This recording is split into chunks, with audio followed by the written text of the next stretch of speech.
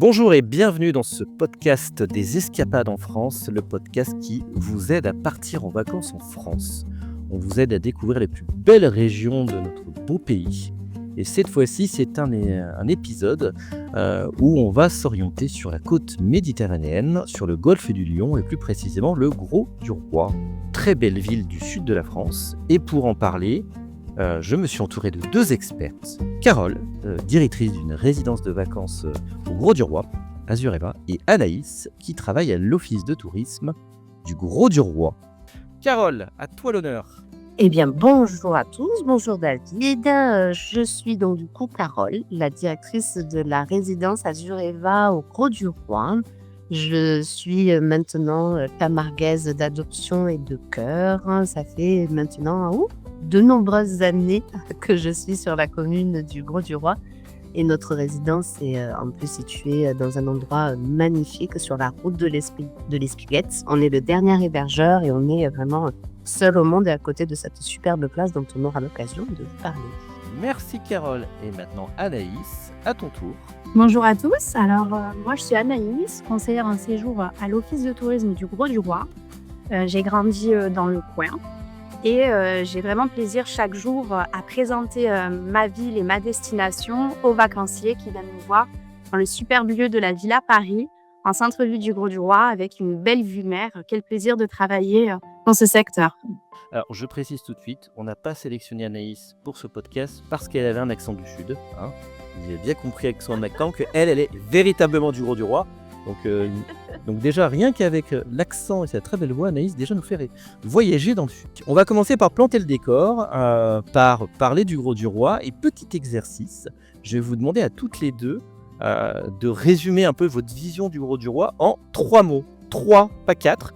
Je te le dis spécialement à toi, Carole, puisque je sais ce que tu vas dire et que tu triches, puisque un de tes mots, déjà en lui-même, il en fait 3.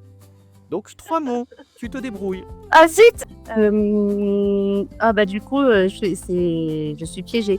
La nature, l'authenticité, le soleil. Ah, bien rattrapé. Anaïs. J'en ai 3. Oui, c'est 3.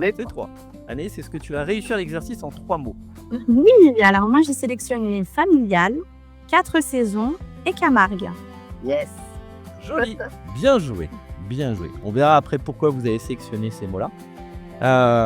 Mais d'abord, pour s'intéresser au Gros du Roi, qu'est-ce qui fait que le Gros du Roi et sa région est un endroit unique en France et en particulier sur la côte méditerranéenne, d'après vous? Du coup, moi je trouve ce qu'il y a vraiment d'unique sur le Gros du Roi, c'est vraiment la seule région de France à avoir cette particularité.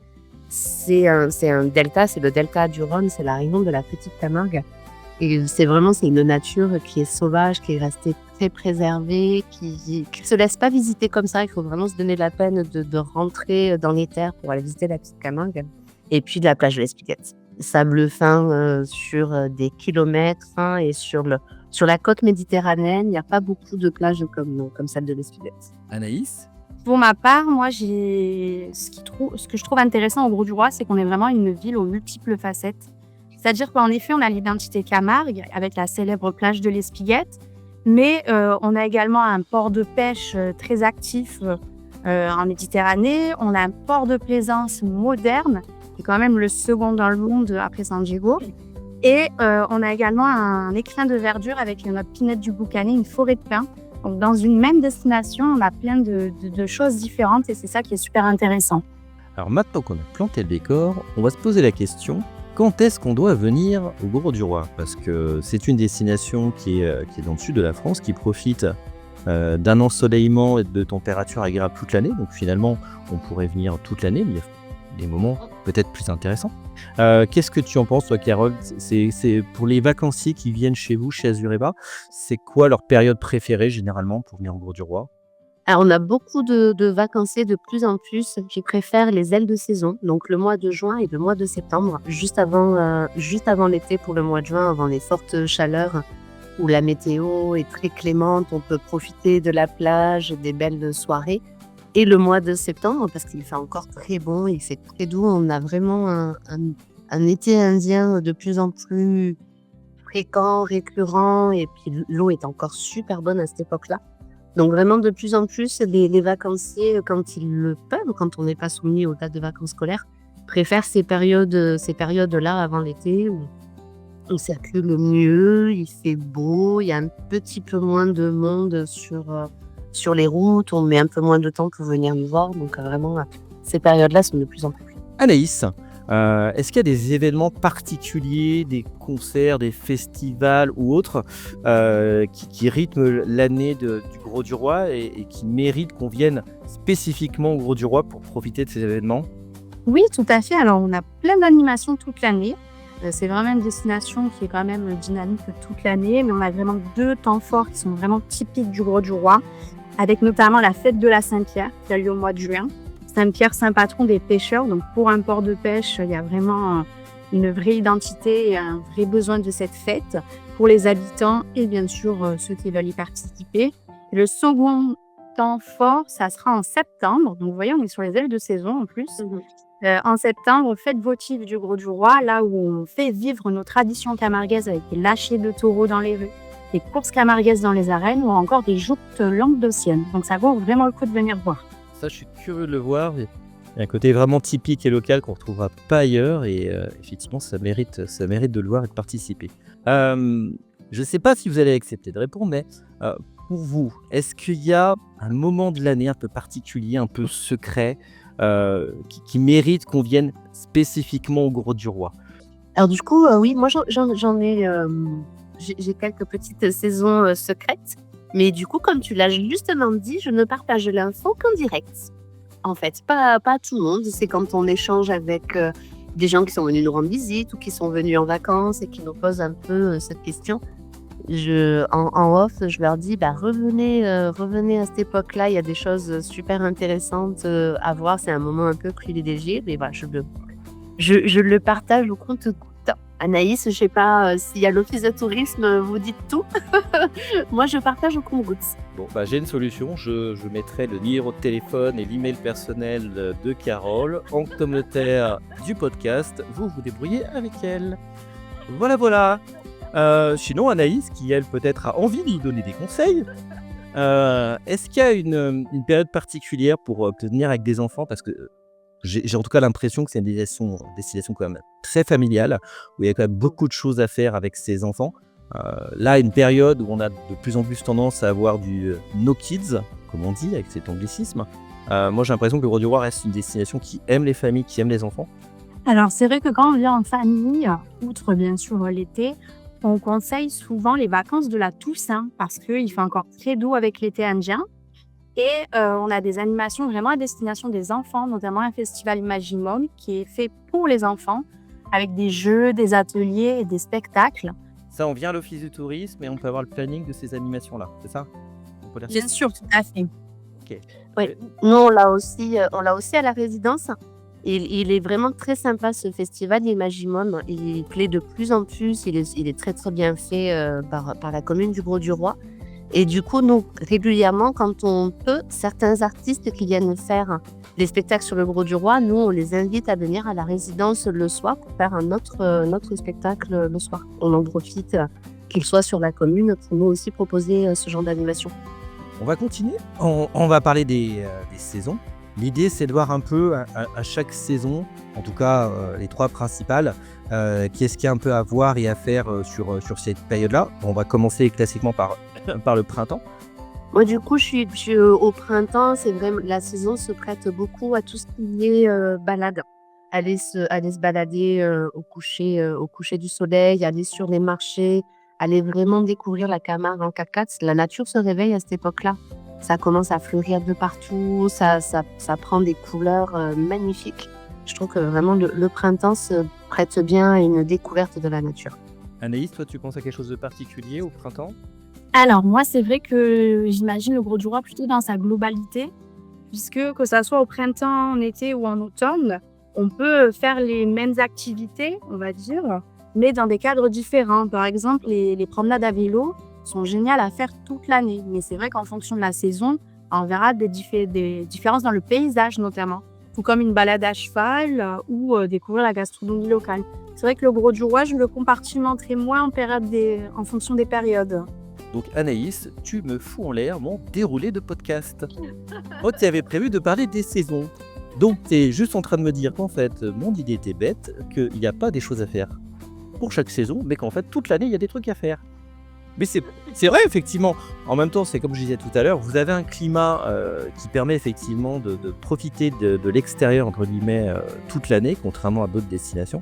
Après, effectivement, on parle de balades à cheval, de balades en 4x4, de tout un tas de choses. Et effectivement, c'est surtout le paysage et l'environnement qui va changer. J'imagine qu'il y a aussi peut-être les animaux qu'on peut voir. De mémoire, il y a quand même pas mal de flamants roses entre le Gros du Roi et Aigues-Mortes. Ces flamants roses, ils sont là toute l'année ou que à certaines périodes? Non, maintenant, ils habitent à l'année. Les hivers sont tellement doux et tellement cléments qu'il y a beaucoup de flamands qui sont en résidence, en fait. Je soupçonne la mairie du Gros du Roi de leur filer à manger. Mais non, ils y sont maintenant, à l'année. Il y a encore une migration, mais qui se voit plus à l'intérieur des terres, vers les Salames du Midi. Donc, du coup, là, ils baguent les flamants roses. Il y a vraiment ça fait partie des choses secrètes à faire une fois dans sa vie. Ouais. Je sais qu'en arrivant avec mon fils, suivant l'endroit où on arrive au Gros du Roi, et quand on arrive du côté de Aigues-Mortes, on arrive à l'endroit où il y a peut-être le plus de flamants roses. Après, c'est vous les expertes. Et c'est vrai que c'est magique quand on a son enfant. Ah, papa, regarde, il y a des flamants roses, de vrai. Ça change des vaches qu'on a par chez nous. C'est bien aussi, mais c'est plus exotique, on va dire ça. Très sympa. Le flamant rose vaut mieux que la vache. Justement, on va continuer avec la rubrique d'après. La rubrique d'après, c'est le top des choses à voir. Alors, des choses à voir, on est plutôt dans des choses à voir du côté naturel. On verra juste après des monuments à voir. Mais là, on va être plutôt dans le côté naturel. Donc, on va commencer avec des choses à voir. Anaïs, c'est quoi ton top 3 des choses à voir? Alors, le top 3, mais tout d'abord la plage de l'Espiguette qu'on a pu déjà évoquer, avec ses dunes, ses kilomètres de sable et sa végétation très spécifique. Après, top des choses à voir, le port de pêche, le centre-ville du Gros du Roi, l'ambiance finalement, et également donc la pinette du Boucanet, la forêt de pins, où on a un centre équestre, donc on peut voir les chevaux de Camargue sous les pins. C'est vraiment très sympa à aller voir. Carole, quel est ton top 3? Du coup, on en a parlé juste avant, mais allez voir les flamants roses. Il y a plein d'endroits très sympas où on peut se poser. Notamment, Anaïs parlait de la pinède du Boucanet. À un moment, elle longe l'étang du Salonique et il y a des endroits où on peut voir les flamants roses et prendre le temps de se poser, y aller quand le soleil se couche. Donc ça, c'est vraiment quelque chose à faire. Bien sûr, aller voir nos taureaux de Camargue. Dans la pinède, il y a les chevaux qui sont en liberté sous la pinède et qui sont magnifiques à voir. Mais il y a plein d'autres endroits où on a beaucoup de manades autour de chez nous. Et du coup, vous avez les taureaux qui sont dans les prés. Donc, c'est très sympa d'aller voir. Pour ceux qui ne connaissent pas, c'est quoi une manade? Une manade, le terme qu'on emploie donc chez nous, c'est un éleveur de taureaux. Ok, et c'est des taureaux qui après servent pour les courses camarguaises, des choses comme ça? Exactement. Les manadiers sont vraiment amoureux des taureaux. Il faut vraiment savoir que chez nous, le taureau est pas sacré, je dirais peut-être pas jusque-là, mais vraiment les taureaux sont vraiment très font partie du paysage local. Un taureau qui a été vaillant pour la course, il est enterré debout face à la mer. Il y a un vrai respect du taureau, et vraiment les manadiers à la base les élèvent pour la course camarguaise. Dans ce but-là, après bien sûr d'autres, tout le monde, ils font pas tous de la course. Mais c'est le but de tous les manadiers, c'est d'avoir un taureau qui va faire une course et qui sera un jour Biou d'or. D'ailleurs, si je dis pas de bêtises, Anaïs, il y a des arènes, non, au Gros du Roi? C'est ça, tout à fait. On a des arènes au Gros du Roi qui servent à accueillir les fameuses courses camarguaises, le sport typique de chez nous. Le raseteur tente d'attraper la cocarde. Et on a également d'autres spectacles pour tout public, notamment juillet-août, les taureaux piscines qui fait le bonheur des familles. On a des concerts également. Donc, elles vivent ces arènes pour le coup. Donc, grosso modo, toutes les semaines en été, il y a quelque chose qui se passe dedans, c'est ça? Exactement, toutes les semaines et plusieurs fois dans la semaine. Ah bon, ok, bon ça c'est top. On va passer maintenant au monument. Est-ce qu'il y a des monuments particuliers, des bâtiments, un patrimoine historique qui est intéressant à voir, qu'il faut surtout pas rater si on vient au Grau-du-Roi? Alors moi, c'est le phare de l'Espiguette. Il est à côté de chez nous. On y va à pied depuis la résidence. C'est un phare, comme son nom l'indique, qui a été restauré il y a peu de temps, qui est magnifique. Et c'est le seul endroit qui nous permet d'avoir une vue à 360 degrés sur la Camargue. Et le point de vue est juste magnifique. Le musée est très bien fait. Il explique vraiment le delta du Rhône, comment vit un delta, qu'est-ce que c'est. Et l'équipe, en plus, qui vous accueille au phare de l'Espiguette est vraiment top. C'est des passionnés. Ils partagent leur vision de la Camargue. Ils vous donnent des explications qui sont vraiment top et qui nous expliquent vraiment un delta, sa vie. Donc, il y a des endroits où la plage rétrécit, il y a des endroits où la plage s'agrandit. Enfin, ça apprend beaucoup, beaucoup de choses. Moi, le phare de l'Espiguette, c'est un incontournable. Il n'y a pas des histoires de visite au coucher de soleil ou même de repas qui se font au phare? Si, de temps en temps, pendant la saison. Il y a, alors sur l'automne, ça c'est très sympa à faire, elles ne peuvent pas le faire l'été, mais l'automne, il y a l'allumage du phare. Donc vous pouvez aller visiter le phare, donc vous montez juste avant que le soleil se couche, et vous y restez jusqu'à ce que la lentille s'allume. Donc ça c'est pareil, c'est quand même très très sympa à faire. De temps en temps, ils font des concerts, ils font des soirées au pied du phare, donc pareil, un cadre magnifique. Et nous, à la résidence, on l'organise en balade. Donc, on emmène les vacanciers faire la visite du phare. Et après, on va boire un petit rosé avec modération sur la plage pour le coucher du soleil. Deuxième idée, de ton côté Alice, qu'est-ce que tu recommanderais comme monument, bâtiment historique, patrimoine à voir? Alors moi, je vous recommanderais le second phare. C'est l'ancien phare au Grau-du-Roi. C'est le premier qui a fonctionné avant que le phare de l'Espiguette prenne le relais. Et cet ancien phare, il a été rénové en même temps que le premier, dans le sens où le bas est un espace ludique sur la pêche et les pêcheurs. Donc on l'appelle la maison du phare. C'est hyper agréable à voir à tout âge, puisqu'on en apprend beaucoup plus donc, sur les histoires des phares, mais également sur les techniques de pêche ancestrales et celles de nos jours, et la vie et l'importance de la pêche au Grau-du-Roi. Donc c'est un super complément. D'ailleurs, il y a un pack des deux qui existe, et c'est vraiment à ne pas manquer pour en savoir plus sur le Grau-du-Roi et la pêche en général. Alors, est-ce que je dis une bêtise? Est-ce que c'est juste à côté du canal du Rhône et juste à côté de vos bureaux? C'est ça, c'est juste à côté du canal principal du Grau-du-Roi et de la ville à Paris, tout à fait. Deuxième idée de ton côté, Carole? À la belle cité médiévale d'Aigues-Mortes, la cité du roi Saint-Louis. Ce sont nos voisins, Aigues-Mortes, ils sont juste à côté du Grau-du-Roi, on est à 5 km du Grau-du-Roi. Et vraiment, c'est une cité médiévale qui est magnifique à visiter. Ah oui, je confirme effectivement, c'est vraiment très grand. On peut faire le tour de la ville sur les remparts. Le cœur de la ville est juste sublime. Il y a tout un tas de petites chapelles et d'églises également qu'on peut visiter. C'est effectivement très beau. Deuxième idée de ton côté, Anaïs? Alors, pour le coup, moi, j'évoquerai quand même le Seaquarium, qui est une institution. C'est un des premiers aquariums, on va dire, de France. Et depuis l'année dernière, c'est vraiment passé Institut Marin. Donc, c'est vraiment un lieu d'apprentissage pour les parents, les enfants, les plus âgés, autour de la préservation des espèces marines locales, et vraiment un endroit incontournable pour être sensibilisé à tout ça, on va dire. J'étais en train d'essayer de me rappeler des souvenirs. La spécialité, c'est quoi? Il y a des requins de mémoire. Et je crois qu'au sommet, c'est quoi? C'est des phoques, non? Qui sont plus ou moins sur le toit, ou je dis une bêtise? Exactement, c'est ça. Vous avez un tunnel aux requins, parce qu'ils sont vraiment spécialisés pour leur requinarium. Et après, on monte au-dessus du bassin où on voit les bassins de réhabilitation, parce qu'ils travaillent avec le CESMED pour réhabiliter les tortues pêchées, par exemple, par les pêcheurs ou les requins blessés. Et après, dans la suite de la visite, on a en effet des otaries.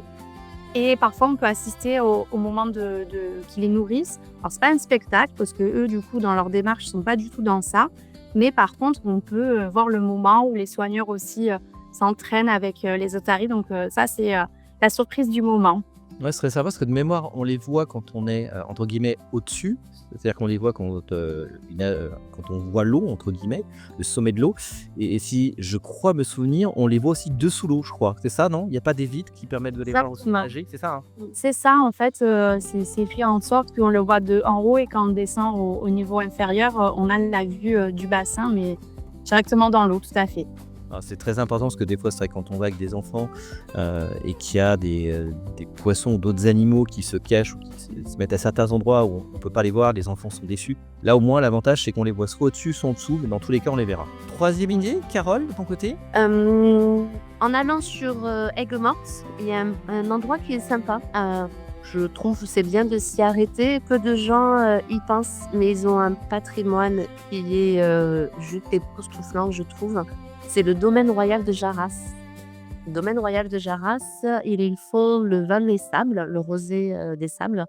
Et vous pouvez visiter le domaine. Et donc, le domaine, en fait, est inclus dans les salins du Midi. Donc, vous avez le domaine royal de Jarras. Et tout autour, vous avez les tables salantes. Donc, vous avez les montagnes de sel, qu'on appelle, nous, des camels. Donc, c'est des camels de sel. Et vous avez les vignes, les tonneaux. Le domaine royal de Jarras est très... et ils sont éleveurs de chevaux aussi. Donc, souvent, ils laissent les chevaux en liberté dans les vignes. Parce que du coup, chacun a sa place et puis nettoie à sa façon.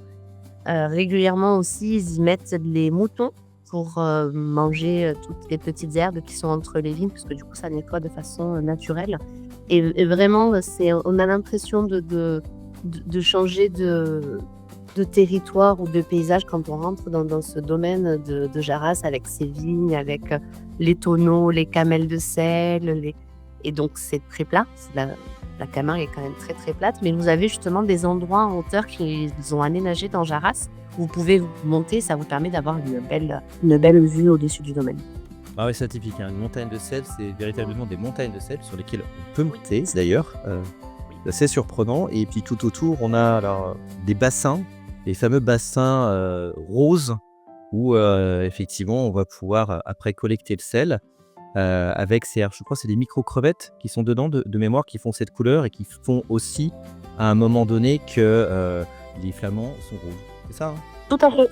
Oh oui, c'est bien ça. En fait, l'augmentation de la teneur en sel dans les tables salantes fait que il y a une algue qui se développe, qui est rose, et du coup, les crevettes mangent cette algue et les flamands mangent les crevettes. Enfin, du coup, tout le monde devient rose. Alors maintenant qu'on a parlé des choses à voir, des incontournables, maintenant on va être dans l'activité, l'action. On va parler de choses à faire, des choses dynamiques plus ou moins, mais en tout cas des choses à faire très différentes en fonction de ses envies. Anaïs, quel est ton top 3 des choses à faire? Je choisirais en premier une balade en bateau. C'est super d'aller découvrir la baie d'Aigues-Mortes en bateau et de voir la différence de paysage depuis la mer. Je dirais aussi s'essayer un sport de glisse, donc celui que vous voulez, mais ça vaut le coup puisque le Grau-du-Roi est un très bon spot de sport de glisse, notamment pour le kitesurf. Et enfin, assister à un cabaret équestre qui est vraiment super sympa à faire. Ah, si tu peux nous en dire plus, je suis curieux. Alors, en fait, le cabaret équestre, c'est un dîner-spectacle autour en fait du dressage du cheval de Camargue. On voit aussi de la voltige et bien sûr du flamenco et de la musique gypsy. Où on raconte une histoire, soit on assiste uniquement au spectacle, soit bien sûr on dîne et on déguste par exemple une gardienne de taureau. C'est vraiment une expérience assez sympa et très différenciante puisqu'on peut le voir qu'en Camargue, ça pour le coup. Magnifique, très bonne idée, effectivement. Carole, à quoi tu penses de ton côté? Pareil comme Anaïs, c'est pas simple parce il y a beaucoup de choses à faire. Non, Anaïs a dit les sports de glisse, du coup, moi je suis sur aller faire une balade en paddle. Parce qu'il y a des super circuits en paddle à faire. Vous pouvez passer en mer, revenir par les canaux, passer sur le lac du Salonnet. Enfin, il y a vraiment de très belles balades en paddle. Anaïs a parlé des sorties en mer. Moi, je trouve très sympa les sorties en péniche. Du coup, vous avez le côté mer pour aller voir la côte et vous avez le côté péniche qui vous permet de rentrer à l'intérieur des terres, de se balader sur les canaux d'aller voir une manade, de voir les chevaux. Donc je trouve ça sympa, les balades en péniche. D'éviter une manade. Pour moi, c'est un incontournable. Vraiment, ces éleveurs de taureaux et de chevaux, je trouve que c'est très sympa d'aller à la rencontre de leur métier, de ce qu'ils font. Et en plus, ils en parlent avec passion et vous repartez avec vraiment en ayant vu pour le coup un vrai bout de camin. Alors pour le coup, moi j'en ai ajouté une. Je sais pas si c'est vraiment une activité. Mais en tout cas, à chaque fois que j'étais au Gros du Roi, j'ai fait ça, je pense, comme tous les touristes. C'est en fin de journée, le soir, après avoir dîné généralement. C'est la rue centrale. Alors, je ne me rappelle absolument pas de son nom, mais cette rue centrale, mais je suis sûr que vous voyez tout de suite laquelle c'est, où vous avez tous les commerces, les restaurants, les bars qui permettent d'avoir une sortie assez sympa. Ça commence par une place où il y a un vieux manège qui est assez sympa pour les petits. Derrière, on fait cette grande rue.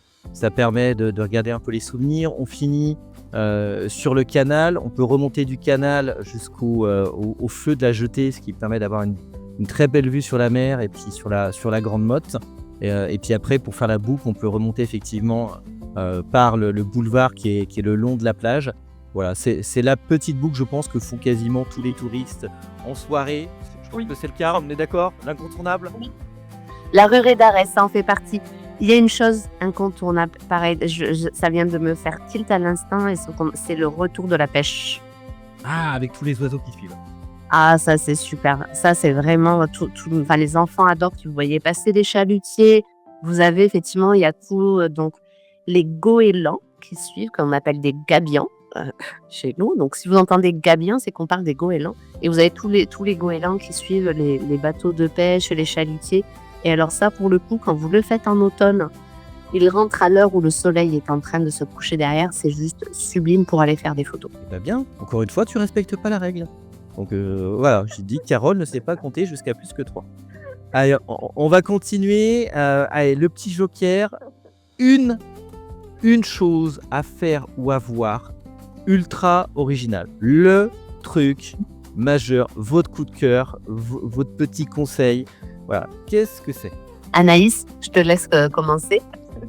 Allez, moi j'ai sélectionné l'espace éco-pagayeur. Alors je vous explique, en fait on a une base de kayak au Gros du Roi et il propose en fait un parcours ludique sur l'étang du Ponant, donc du côté de la Pinède, où vous avez une plaquette avec vous dans le kayak pour en savoir plus sur la nature en fait. Donc ça c'est vraiment hyper intéressant à faire pour découvrir autrement nos paysages. Alors maintenant, j'attends la réponse de Carole parce que on a préparé un peu l'émission. Carole nous a mis 2 choses, parce qu'encore une fois, j'en demande une, mais elle m'en met 2. À la limite, elle peut peut-être faire un mix des 2. Peut-être. T'écoutes, Carole. J'en ai plein d'autres qui me viennent en tête. J'arrive pas à m'arrêter à une. La plus. Je vais combiner avec les 2 du coup. C'est se baigner nu à l'Espiguette et aller voir les dauphins. Alors, il y a des dauphins. On peut vraiment voir des dauphins. Il y a vraiment les gens sont souvent surpris, mais il y a des dauphins en Méditerranée. Et vraiment, il y a des sorties en catamaran qui permettent d'aller voir les dauphins. On a vraiment des colonies de dauphins qui sont pas très loin des côtes en plus. Et franchement, il n'y a pas un seul vacancier qui soit revenu en me disant qu'il n'avait pas vu des dauphins. Donc je pense que ça arrive presque jamais qu'il les voit. Et il y a des périodes dans l'année où on peut les voir plus, ou d'autres où ils sont pas là, ou ils sont vraiment là l'année? Bon, ils y sont presque tout le temps. Oui. Anaïs, je sais pas toi ce que...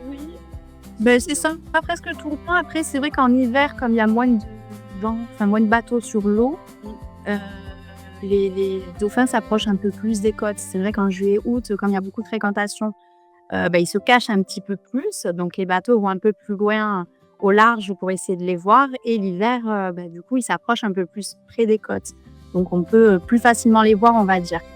Maintenant, il faut parler de la chose la plus importante, son estomac. Donc, on va parler des spécialités culinaires.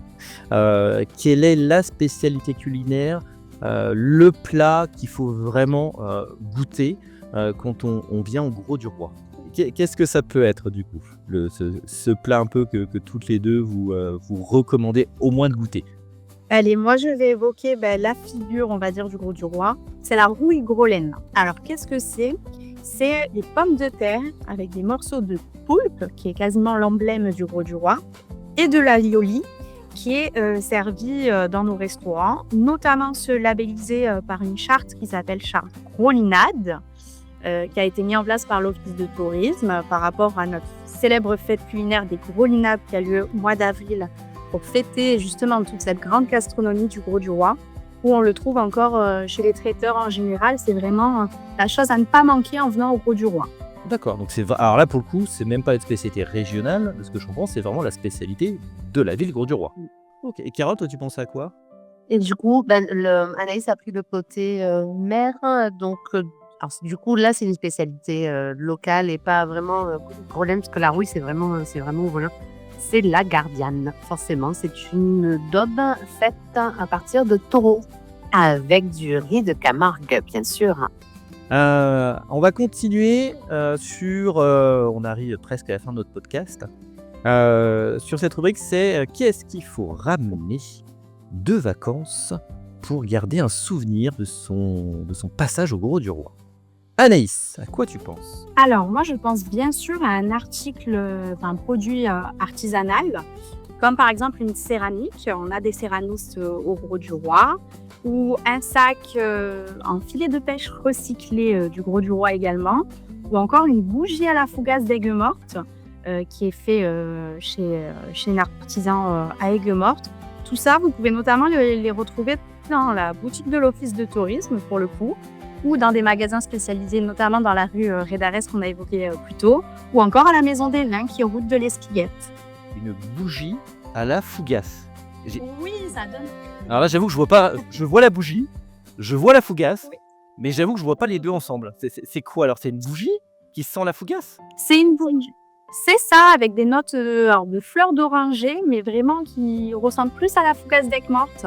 Donc quand on l'allume, nous, à l'Office de tourisme, tout le monde a très faim et les vacanciers aussi ont envie d'acheter de la fougasse. C'est exactement ce que j'allais te dire. Si tu commences à l'allumer à 10h du matin au bureau, je pense que tout le monde à 10h30 est en train de trépigner pour aller manger. Ok, ouais, super original. Je pensais pas que ça existait. Très, très original. À quoi tu penses, Carole, de ton côté? Du coup, ramener une peluche flamant rose. Ça, c'est mignon. Ça vous suit, toute l'année après. Super sympa, pardon, d'avoir son petit flamant rose. Sinon, Anaïs en a parlé. Pour moi, c'est un incontournable quand vous voulez ramener des souvenirs de la région, c'est d'aller à la Maison des Vins. C'est à 400 mètres de la résidence. Quand vous sortez de la résidence, vous pouvez y aller à pied. La Maison des Vins, c'est un grand marché, on va dire, un supermarché, mais uniquement des produits locaux. Mais vraiment, vraiment que des produits locaux. Niveau tarif, en plus, ils sont quand même super intéressants. Et vous y trouvez la fleur de sel, vous y trouvez le riz de Camargue, vous y trouvez de la gardiane, vous y trouvez des bougies à la fougasse, vous y trouvez des tissus provençaux, des céramiques et bien sûr tout le vin de la région qu'on peut trouver. Donc vraiment, la Maison des Vins, si vous rentrez les mains dans les poches, vous êtes sûr de ressortir avec quelque chose quand même. Mais au moins, vous y trouvez tous les produits, les bons produits de la région. Bah, tu as anticipé ce que j'allais dire. Bon, j'avais parlé effectivement de profiter de l'occasion pour faire ses courses entre guillemets pour l'année.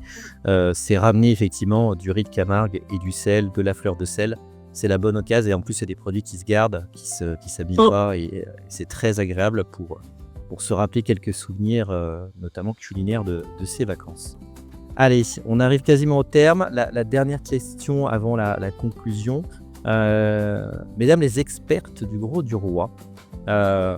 Allez, je vais vous demander un exercice cette fois. Carole, tu as le droit à plus que 3 mots. Qu'est-ce que vous diriez à quelqu'un pour lui donner envie de venir au Gros du Roi en une phrase?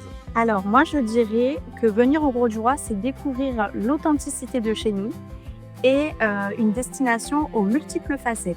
Carole? Pour moi, venir au Gros du Roi, c'est vraiment laisser ses soucis. Vous laissez tout à la maison. Vous prenez votre voiture et c'est profiter vraiment du cadre sauvage qu'offre la Camargue. C'est vraiment une superbe région qui est apaisante, qui est calme. Il y a une véritable douceur de vivre dans cette région. l'authenticité, elle est vraiment, que ce soit le Gros du Roi, qui est resté un village de pêcheurs authentique et ça, c'est rare. Les paysages sont vraiment, super. Enfin, c'est une région qui mérite d'être visitée et je pense que quand on y vient une fois, on est obligé d'y revenir. On est d'accord, Anaïs, hein. C'est pas une seule phrase là. Alors moi, je vais faire l'exercice, mais je vais faire beaucoup plus court. Je vais dire let's go. Ah, Pour la petite histoire, effectivement, je vais laisser Anaïs expliquer ce que c'est let's go. Sur mon ordinateur personnel, j'ai un autocollant, effectivement, let's go. On m'en a donné, donc j'en ai donné à des proches. Ça me fait beaucoup rire, en tout cas. Je trouve ça super original, ce concept de let's go. Est-ce que tu peux nous en parler, Anaïs, s'il te plaît? Oui, bien sûr. Alors, c'est une petite phrase qui a été trouvée il y a plusieurs années par notre service communication. Let's go. Le petit jeu de mots avec l'anglais let's go pour donner envie de venir découvrir cette super ville. Let's go. Et donc, en effet, on a fait notamment des autocollants, des stickers qu'on donne gratuitement à l'Office de tourisme pour qui le veut bien. L'idée est excellente. Allez, on va conclure ce podcast sur le Gros du Roi. Un grand merci Anaïs de nous avoir aidés avec l'Office de tourisme pour ce podcast. Un grand merci également à Carole qui donc est directrice d'une résidence de vacances à Zureva qui est au Gros du Roi. Un grand merci à toutes les deux. Comment on peut faire pour en savoir plus, pour réserver des vacances chez toi, Carole? C'est très facile. Vous pouvez contacter les super conseillers voyage d'Azureva. Vraiment, c'est une super équipe. Ils sont vraiment au top. Ils se déplacent beaucoup, donc ils connaissent pas mal les régions. Vous pouvez les appeler au 04 84 311 311. Donc vraiment, les équipes sont là pour vous aider. Ou sinon, allez sur le site internet de Azureva, azureva-vacances.com. Anaïs, alors forcément, le site internet, trop facile, letsgo.com, ça c'est trop facile de s'en rappeler. Vous êtes ouvert quand, comment on peut faire appel à vous? Alors, on est ouvert toute l'année à des heures fixes, donc c'est très facile de s'en rappeler, qui sont 9h30 à 12h30, 14h à 18h. Et pendant les vacances scolaires de toutes périodes confondues, on est ouvert également les dimanches, en étant donc présent pour vous accompagner en physique, mais également toute l'année par email ou par téléphone. Merci à toutes les deux. Ce podcast sur le Gros du Roi est terminé. On espère qu'on vous a donné envie de partir découvrir cette très belle région pleine de soleil, de flamants roses, de sable et de fleurs de sel. Et on vous dit à très bientôt.